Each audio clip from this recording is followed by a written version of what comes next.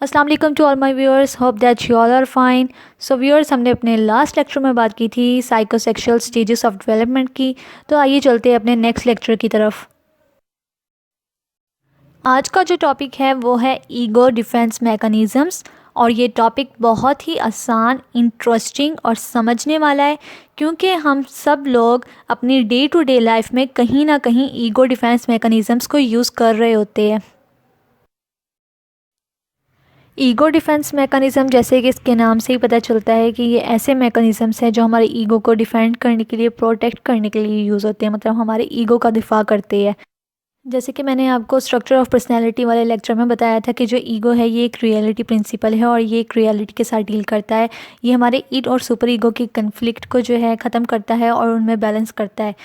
Introduction को देखें तो डिफेंस मैकेनिज़्म की टर्म सबसे पहले सिगमंड फ्रॉइड ने 1904 में यूज़ की थी। और डिफेंस मैकेनिज़्म को सिगमंड फ्रॉइड ने रेफ़र किया था एज ए अनकॉन्शियस प्रोसेस। और अब अनकॉन्शियस प्रोसेस वो होते हैं जो कि एक इंडिविजुअल को एक anxiety, shame, loss of self esteem, conflicts और अनएक्सेप्टेबल फीलिंग्स के अगेंस्ट डिफेंड करते हैं, प्रोटेक्ट करते हैं। अब फ्रॉइड के अकॉर्डिंग जब हमारा इड एक सीरियस कन्फ्लिक्ट में होता है ईगो के साथ और सुपर ईगो के साथ, मतलब कि जब हमारे इड की डिमांड्स बहुत ज़्यादा हो जाती है और उस डिमांड्स को हमारा ईगो और सुपर ईगो कंट्रोल नहीं कर पा रहा होता, उस टाइम पे एक पर्सन जो है वो टेंशन और एग्जाइटी से सफ़र कर रहा होता है। तो उस टाइम पे ये जो डिफेंस मैकेनिज़्म होते हैं वो पर्सन की रिजॉल्व करते हैं कन्फ्लिक्ट्स को और उसके स्ट्रेस और एग्जाइटी को रिड्यूस करते हैं। मतलब कि उस टाइम पे हमारी जो ईगो डिफेंस मैकेनिज़्म है वो हमारे इट की डिमांड्स को कंट्रोल करते हैं और उस पर्सन को एग्जाइटी से और एक टेंशन से निकालते हैं और उसके कॉन्फ्लिक्ट्स जो होते हैं उसे रिजॉल्व करते हैं। और ये जो डिफेंस मैकेनिज़्म है ये मोस्टली जो है एक अनकॉन्शियस लेवल पर ऑपरेट करते हैं, मतलब एक अनकॉन्शियसली ये अपना काम कर रहे होते हैं और हमारे इट की डिमांड्स को कंट्रोल कर रहे होते हैं।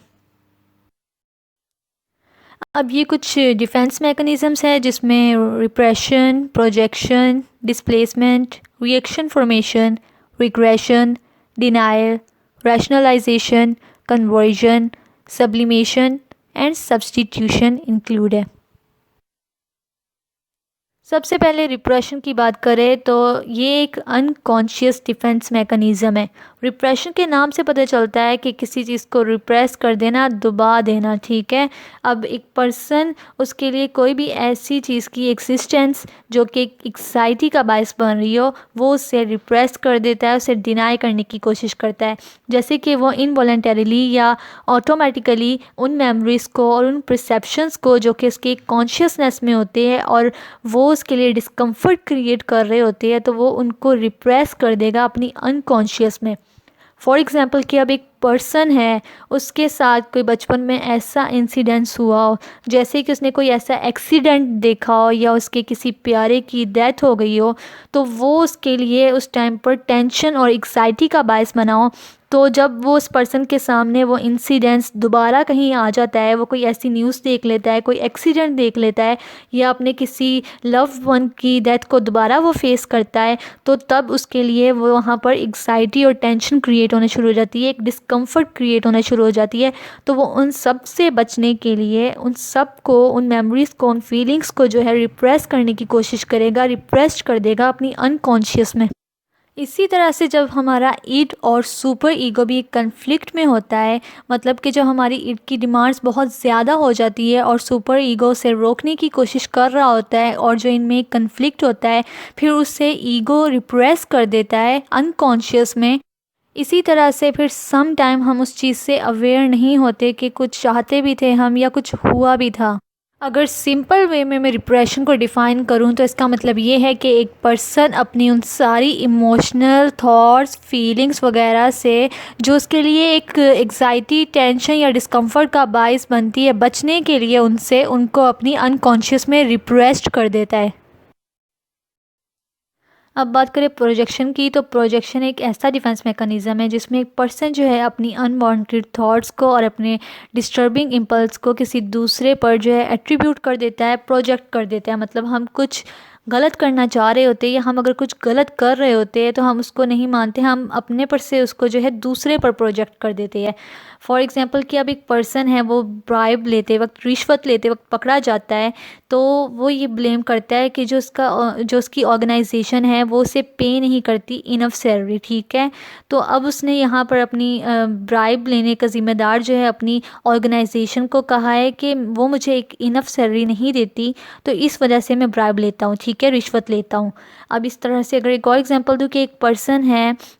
वो जो है किसी दूसरे को स्ट्रांगली डिसलाइक करता है, मतलब किसी दूसरे को पसंद नहीं करता या अपने फ्रेंड को वो पसंद नहीं करता, तो वो इस चीज़ को प्रोजेक्ट कर देता है अपने फ्रेंड पर ही कि वो मुझे लाइक नहीं करता, बजाय कि वो ये कहे कि हाँ मैं उसे लाइक नहीं करता।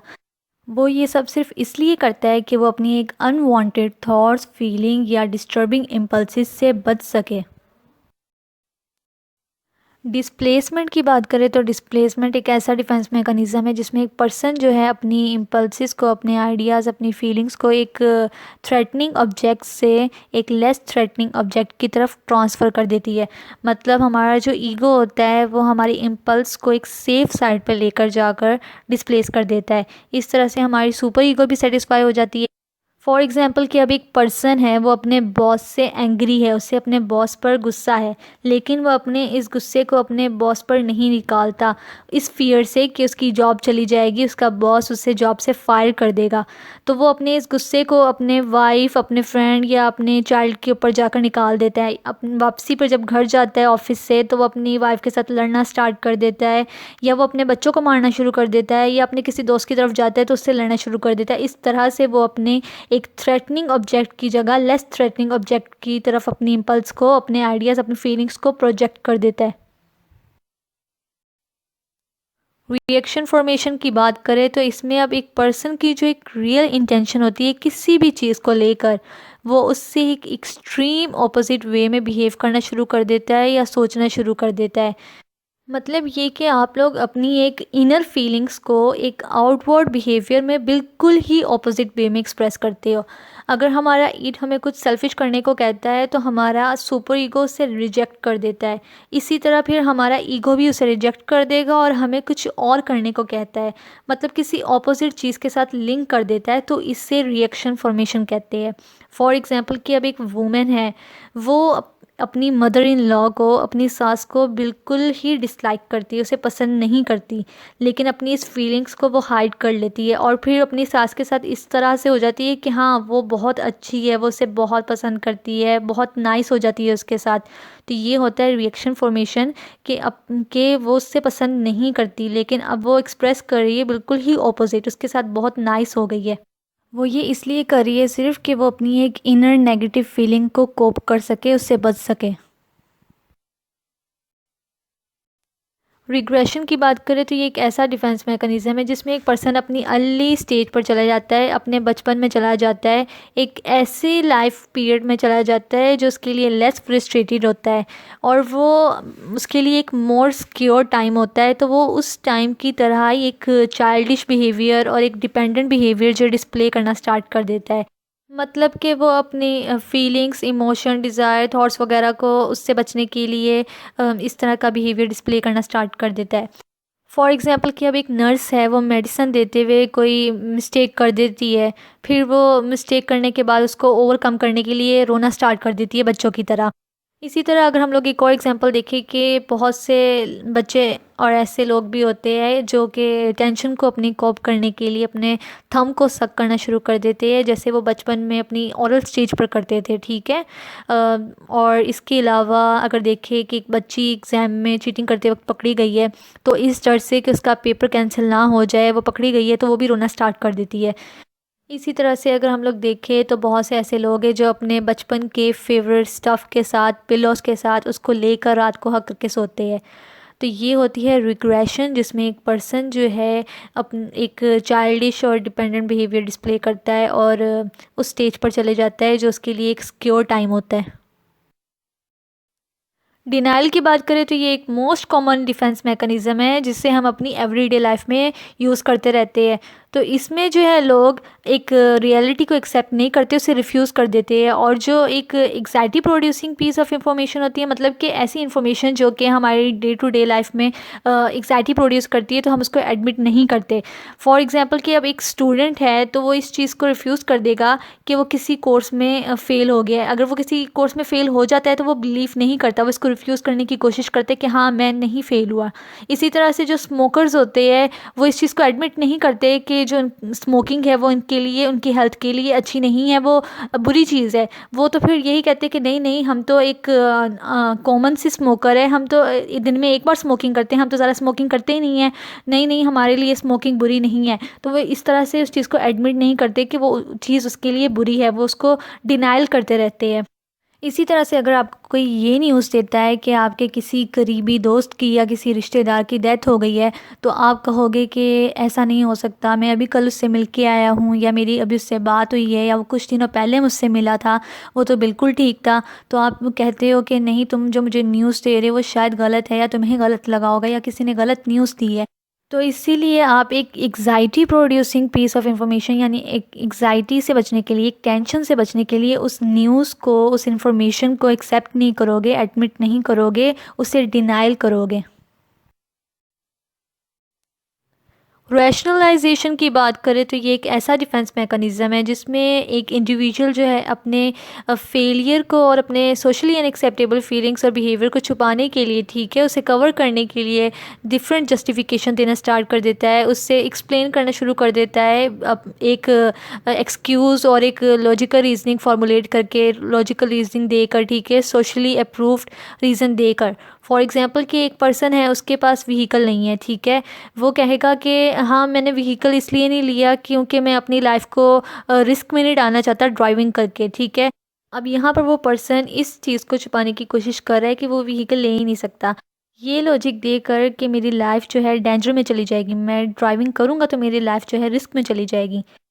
इसी तरह से अगर एक और एग्जांपल दूं कि एक हस्बैंड है, वो अपनी वाइफ की कंपनी को एंजॉय नहीं करता जब उसको घर से बाहर लेकर जाता है, आउटिंग पे लेकर जाता है, तो वो यूजुअली जो है फिर इस वजह से अपनी वाइफ को घर छोड़ के आता है, और इसका वो ये लॉजिक देना स्टार्ट कर देता है कि हाँ मेरी वाइफ जो है वो सोशली शाय है, इस वजह से मैं उसको अपने साथ नहीं लेकर आता, वो सोसाइटी में थोड़ा जाते हुए शाय फील करती है, इस वजह से वो घर से बाहर नहीं आती। इसी तरह से अगर मैं एक और एग्जांपल दूं कि एक लड़की है, वो नर्सिंग के कोर्स में एडमिशन लेना चाहती है, नर्सिंग के प्रोफेशन में जाना चाहती है, लेकिन वो फेल हो जाती है। फिर वो इस चीज़ का ये लॉजिक देना स्टार्ट कर देती है कि हाँ नर्सिंग के जो प्रोफेशन है उसमें बहुत ज़्यादा डिफ़िकल्टीज़ है, तो उसमें वो डिफ़िकल्टीज़ को पॉइंट आउट करना स्टार्ट कर देती है, फिर कहती है कि हाँ मैं इस वजह से, क्या कहते हैं, उसमें एडमिशन नहीं ले सकी। तो ये होती है रैशनलाइजेशन। कन्वर्जन की बात करें तो ये हमारे डिफेंस मैकेनिज़्म का एक ऐसा पैटर्न है जिसमें हम लोग अपने एक स्ट्रॉन्ग इमोशनल कॉन्फ्लिक्ट्स जिनको हम एक्सप्रेस नहीं कर पाते, अगर हम उन्हें एक्सप्रेस नहीं करते तो वो हमारे फिज़िकल सिम्टम्स में कन्वर्ट हो जाते हैं। मतलब कि अगर हम किसी चीज़ के बारे में टेंशन लेते हैं, उसके बारे में सोचते रहते हैं, उससे एक्सप्रेस नहीं करते, किसी के साथ शेयर नहीं करते, तो बाद में हमारे फिज़िकल सिम्टम्स में कन्वर्ट हो जाते हैं, जो कि एक नुकसानदेह चीज़ है, ठीक है। इसकी अगर एग्जांपल देखें तो एक अगर स्टूडेंट है, वो अपने एग्ज़ाम्स को लेकर बहुत वरीड है, तो वो उसके बारे में सोचता रहेगा, उसके बारे में टेंशन लेता रहेगा, लेकिन किसी से एक्सप्रेस नहीं करेगा, ठीक है, किसी से शेयर नहीं करेगा ये बात, तो वो हेडेक डेवलप कर लेगा, सिर में शदीद दर्द उसकी शुरू हो जाएगी। इसी तरह अगर एक और एग्जांपल ले कि एक पर्सन है, उसके पास जॉब नहीं है और उसे कहीं पर भी कोई भी जॉब नहीं मिल रही, तो वो अब इस चीज़ को सोचना शुरू कर देगा कि उसको तो कहीं कोई जॉब ही नहीं मिल रही, वो पैसे नहीं कमाएगा तो अपनी फैमिली को फाइनेंशियली कैसे सपोर्ट करेगा, तो अब वो इस चीज़ के बारे में टेंशन लेता रहेगा, वो एग्जाइटी में चला जाएगा। तो थोड़े टाइम के बाद उसमें इसके फिज़िकल सिम्टम्स आने शुरू हो जाएगी, वो बीमार हो जाएगा और शदीद बीमार हो जाएगा। तो अब कन्वर्जन यही है कि अगर हम अपने किसी इमोशनल कन्फ्लिक्ट्स को एक्सप्रेस नहीं करते तो बाद में हमारे फिज़िकल सिम्टम्स में कन्वर्ट हो जाते हैं।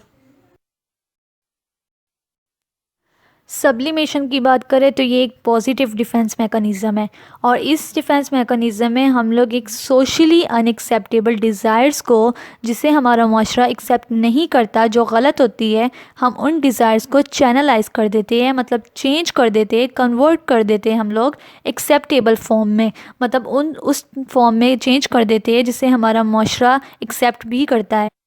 फॉर एग्ज़ाम्पल कि अब ऐसे बहुत से ग्रेट आर्टिस्ट या म्यूज़िशंस जिनकी लाइफ बहुत अनहैप्पी होती है, या उनकी कभी कोई डिज़ायर या फीलिंग्स पूरी नहीं हुई होती, तो वो इन सब से बचने के लिए, अपनी अनहैप्पी लाइफ से बचने के लिए, उन डिज़ायर्स और अपनी फीलिंग्स से बचने के लिए और अपने आप को एक्सप्रेस करने के लिए एक आर्ट और एक म्यूज़िक की सपोर्ट लेते हैं। इसी तरह से बहुत से ऐसे लोग होते हैं जिनकी बहुत एग्रेसिव फीलिंग्स होती है, लेकिन वो अपनी सोसाइटी में उसको एक्सप्रेस नहीं कर पाते क्योंकि वो सोशली अनएक्सेप्टेबल है। तो वो अपनी एग्रेसिव फीलिंग्स को एक्सप्रेस करने के लिए, रिलीज़ करने के लिए एक सोल्जर बन सकते हैं, एक बॉक्सर बन सकते हैं। इसी तरह स्पोर्ट्स एक गुड एग्जांपल है कि स्पोर्ट्स में पार्टिसिपेट करके वहाँ पर अपनी एग्रेसिव फीलिंग्स को भी रिलीज़ कर सकते हैं। अब बात करते हैं लास्ट मैकेनिज़्म सब्स्टिट्यूशन की। तो ये एक ऐसा मैकेनिज़्म है जिसमें हम लोग अपनी टेंशन और एग्जाइटी को रिड्यूस करते हैं, और इस तरह से करते हैं कि जो हमारे अनअचीवेबल गोल्स होते हैं हम उनको रिप्लेस कर देते हैं एक अचीवेबल गोल के साथ। मतलब कि जो एक ला हासिल चीज़ होती है, जिसे हम हासिल कर ही नहीं सकते, जिस गोल को हम हासिल नहीं कर सकते, हम उसे छोड़ देते हैं, हम उसे छोड़कर उस गोल की तरफ चले जाते हैं जिसे अचीव करना, जिसे हासिल करना हमारे लिए आसान होता है। ठीक है, फॉर एग्ज़ाम्पल कि अब एक स्टूडेंट है, वो एबल ही नहीं है कि वो एक एमबीबीएस कोर्स में एडमिशन ले सके। अब जब उसका एमबीबीएस कोर्स में एडमिशन नहीं होगा तो वो एक एग्ज़ाइटी में चला जाएगा, लेकिन वो अब अपनी इस एग्ज़ाइटी को कोप करने के लिए उसका सब्स्टिट्यूट ढूंढेगा। अब वो उससे जो रिलेट होगे कोर्स, उसमें चला जाएगा, जैसे कि वो बीडीएस कर सकता है, फॉर्म डी में जा सकता है, नर्सिंग कर सकता है, एक साइकोलॉजिस्ट बन सकता है, साइकोलॉजी में जा सकता है। तो इस तरह से वो अपना सब्स्टिट्यूट ढूंढ कर अपनी एग्ज़ाइटी को और अपनी टेंशन को कोप कर लेता है। इसी तरह से अगर कोई पर्सन आर्मी में नहीं जा सकता तो वो इसका सब्स्टिट्यूट इस तरह ले सकता है कि वो एक अच्छा पुलिस ऑफिसर बन सकता है। तो अब ये सब्स्टिट्यूशन एक पॉजिटिव डिफेंस मैकेनिज़्म है जिसमें हम अपने एक अनअचीवेबल गोल को जो है वो अचीवेबल गोल के साथ रिप्लेस कर देते हैं। नेक्स्ट लेक्चर में हम लोग डिस्कस करेंगे थेराप्यूटिक टेक्निक्स को। So viewers, I hope that कि आप सब लोगों को ईगो डिफेंस मैकेनिज़्म की अच्छी तरह समझ आ गई होगी, लेकिन अगर फिर भी कहीं भी कोई भी डिफ़िकल्टी है तो आप मुझे कमेंट्स में ज़रूर बताइए। Keep supporting me and please don't forget to like, subscribe and share my videos. तब तक के लिए good bye, take care and Allah हाफिज़।